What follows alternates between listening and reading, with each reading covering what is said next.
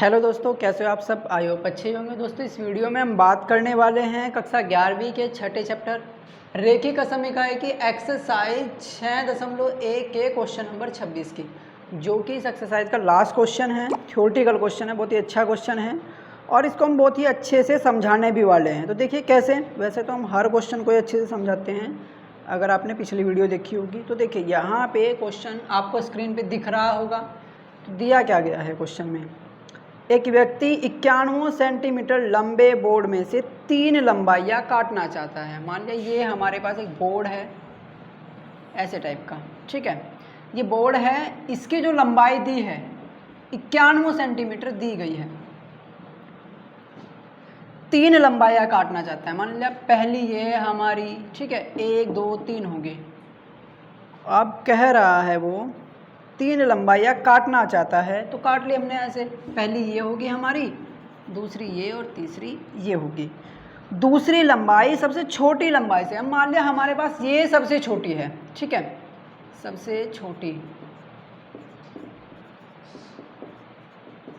ये सबसे छोटी है, ठीक है।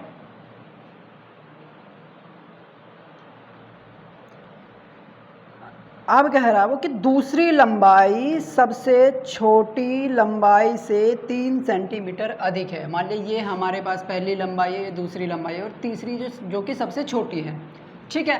तो पहले तो इसकी लंबाई दे देते हैं हम। अप्रोक्सीमेटली हमने मान लिया इसको कि x है इसकी लंबाई, यहाँ से यहाँ तक जो लंबाई है इसकी x सेंटीमीटर, तो वो लिख लेते हैं। माना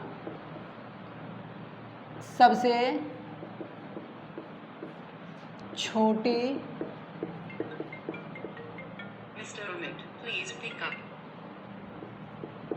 लंबाई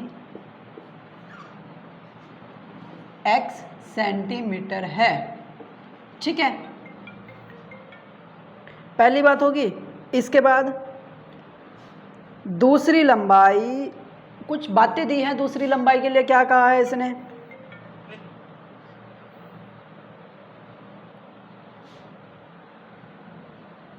दूसरी लंबाई सबसे छोटी लंबाई से 3 सेंटीमीटर है। तो मतलब जो दूसरी लंबाई है, दूसरी लंबाई बराबर, क्या कहा है उसने दूसरी लंबाई के लिए, कि सबसे छोटी जो हमारी ये है लंबाई, इसको हमने x मानना। सबसे छोटी मतलब x की बात कर दी उसने, सबसे छोटी लंबाई से 3 सेंटीमीटर अधिक, इससे 3 ज़्यादा मतलब जुड़ेगा।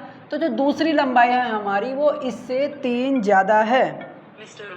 अब देखिए तीसरी भुजा के बारे में उसने क्या कहा है, और तीसरी लंबाई यानी कि जो तीसरी लंबाई की हम बात करेंगे यहाँ पे, तीसरी लंबाई सबसे छोटी लंबाई की दूनी मतलब दोगुनी है, सबसे छोटी लंबाई की दूनी है यानी दोगुनी है। तो इसको हम 2x लिख दे सीधा ही, ऐसे गुणा का निशान न लगा के 2x हो जाएगी, ठीक है।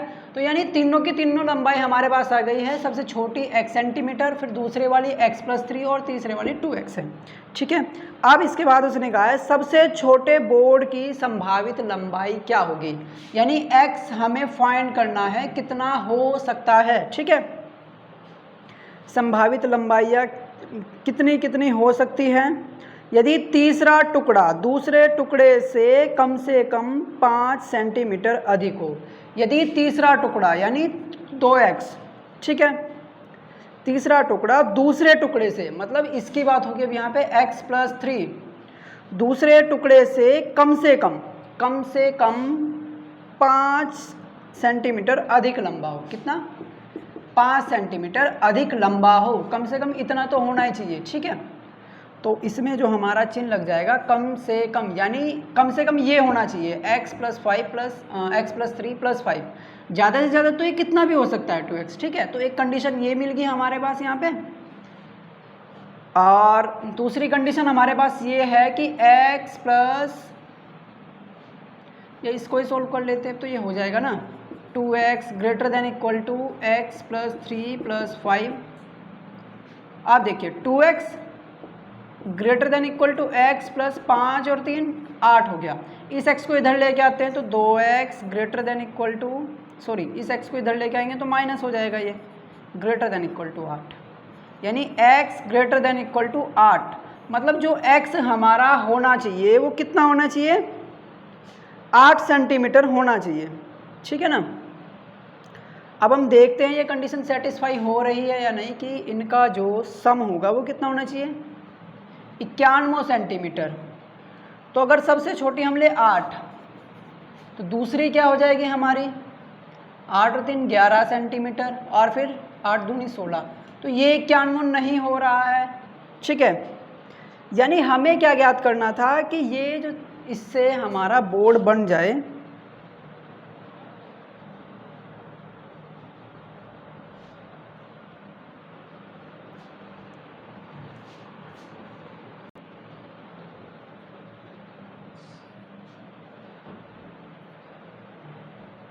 ठीक है। पहली बात हमें पता चला कि जो वो सबसे छोटी भुजा होनी चाहिए 8 से बड़ी होनी चाहिए। कुछ भी हो सकता है, वो अभी हम डिफाइन नहीं कर सकते इससे, अगर हमने देखा चेक करके, तो यानी अभी हमें थोड़ा सा और करना पड़ेगा।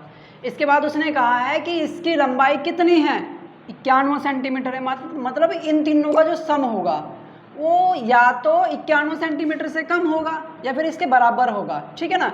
और कोई कंडीशन नहीं होगी, x प्लस 3 और प्लस 2x, ठीक है। वो हमारा जो होना चाहिए वो लेस देन इक्वल टू 91 होना चाहिए।